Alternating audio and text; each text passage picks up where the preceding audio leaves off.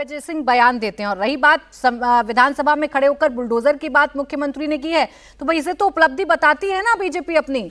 रोहन गुप्ता जी, विपक्ष के जहन में सिर्फ यही सवाल रहते हैं कि जिसे आप अपनी उपलब्धि बताते हैं उसे आप अपनी मनमर्जी से चलाते हैं। जहां मन किया चला दिया, जहां मन नहीं किया वहां नहीं चलाया, छोड़ दिया। प्राची जी, आपने बहुत स्पेसिफिक सवाल पूछा कि कहां पे अन्याय हुआ, जिसका जवाब कोई विपक्षी नेता नहीं दे। आप बताइए ना किसको अन्याय हुआ। अवैध कंस्ट्रक्शन के खिलाफ बुलडोजर चलना या सरकार, बिल्कुल तहसील मैंने सही बोला कि पूरा जानकारी होनी चाहिए कि किसने उनको कब्जा करने दिया, पर इसका मतलब ये नहीं कि बुलडोजर का आप विरोध करें। आप इसको हिंदू मुस्लिम के नजरिया तो आप दे रहे हैं, आप कर रहे हैं। आप देखिए, जब अपीजमेंट की बात हो रही है, बांग्लादेश और पाकिस्तान से बड़ा अपीजमेंट पॉलिटिक्स का उदाहरण क्या हो सकता है? यही तो तब से चला रहा है। वापस मकान बनाने के लिए दोबारा टीएमसी की सरकार मकान गिरा बीच में मत बोलिए अनुराग भाई, मैं आपका अपमान करना नहीं चाहता हूं। आप एक अच्छे वरिष्ठ वो हैं, बीच में बोल के अपनी इज्जत खत्म मत करिए। तोते की तरह मत बोलिए, बीच में नहीं अच्छा लगता। बोले रोहन जी, नहीं चाहता। आपको नहीं याद है? आपको चुप करवाइए। ये हर क्या तरीका? बीएचयू के आईटी सेल के लोगों इनको चुप करवाइए प्लीज। और प्राची जी, इनके साथ क्या डिबेट करें? इनको सुनना ही नहीं है। अनुराग जी की आवाज नहीं आ रही है। बोले रोहन जी, बोले। देखिए प्राची जी, बात सिर्फ यही है, जो आपने बिल्कुल सही सवाल, अन्याय कहीं नहीं हुआ वो बताइए। बांग्लादेश की हम बात कर रहे हैं, जब एसआईआर होता है पश्चिम बंगाल में, तब क्यों विरोध किया जा रहा है? पूछ बैक के जैसे ही एसआईआर डिक्लेयर हुआ, आज बांग्लादेशी जो घुसपैठिए थे लाइन लगा लगा के बॉर्डर क्रॉस कर रहे थे। क्या ये तस्वीरें को भी विपक्ष को नहीं लगता है कि उसके साथ करना चाहिए? आप उसका भी विरोध करें। जब आपकी खुद की राजनीति देश के ऊपर हावी होती है, वहां पे आपत्ति है। बिल्कुल आपका काम है। सरकार की बात चल रही है तो मुमताज जी भी कुछ कह रहे थे, उनके चेहरे पर मुस्कुराहट भी है। मुमताज जी, जब ये बुलडोजर की बात चलती है और मुख्यमंत्री कहते हैं किसी को छोड़ूंगा नहीं, माफिया सुधर जाएं, इसमें तो मुझे नहीं लगता किसी को आपत्ति हो सकती है। देखिए प्राची जी, बात बुलडोजर की नहीं है और गैर कानूनी कहीं है तो बिल्कुल कार्रवाई हो, कोई नहीं बोलता है। लेकिन जब कहीं दंगा होता है, कहीं कोई वाकया पेश आता है, तभी बुलडोजर बोलता है। ये क्यों होता है? सुप्रीम कोर्ट इसके खिलाफ सुप्रीम कोर्ट ने संज्ञान लिया है और यही नहीं होना चाहिए कि वहां कोई झगड़ा हो गया इसलिए एक तबके का गिरा दो। इस पे लोग कहते हैं, और मैं तो बार बार कह चुका हूं प्राची जी, आपके शो में भी मैंने कहा है कि एक बार पूरे उत्तर प्रदेश की जांच करा ले यूपी सरकार और उसके बाद एक तरफ से बुलडोजर लगाए और सबको गिरा दे।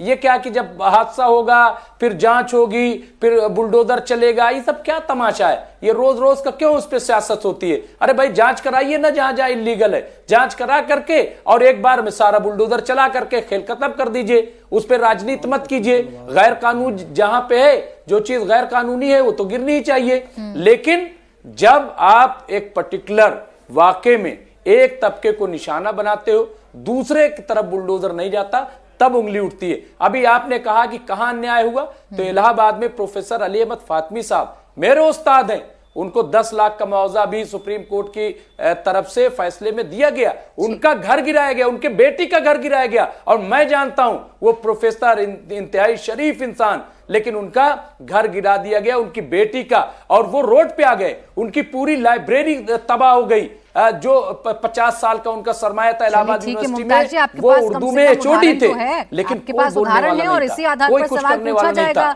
अभी रोहन जी से बस एक जवाब में ले लूं, फैज खान साहब से। मोहम्मद फैज खान साहब, ये जो सवाल है विपक्ष के जहन में तभी खड़े होते हैं ना जब इनको लगता है कि कार्रवाई एक तरफा है और कहीं बेवजह कार्रवाई हो गई। देखिए, कार्रवाई बिल्कुल एक तरफा नहीं है। कार्रवाई वहीं है जहां पर अपराध है। असल में ये लोग वोट बैंक और तुष्टीकरण की राजनीति में इतने मदमस्त हो चुके हैं, तो हर कार्रवाई जो देश के हित में होती है उसको मुसलमानों के खिलाफ या इस्लाम के विरुद्ध बता देते हैं। सुनिए, अब मुख्तार और अतीक पर यदि कार्रवाई होती है तो विकास दुबे के ऊपर भी कार्रवाई होती है। दिशा पटानी के घर में जिन लोगों ने गोलियां चलाई थी उनका भी एनकाउंटर किया जाता है। और जब शिफ्टिंग की बात आती है तो मस्जिद और दरगाहें भी शिफ्ट होती है, गुरुद्वारे और मंदिर भी शिफ्ट होते हैं। लेकिन ये नैरेटिव क्या चलाते हैं कि मस्जिद तोड़ी जा रही है, दरगाहें तोड़ी जा रही हैं, लेकिन मंदिर भी शिफ्ट हुए, गुरुद्वारे भी शिफ्ट हुए, उस पर कुछ नहीं बोलते क्योंकि केवल और केवल उनको तुष्टीकरण की राजनीति।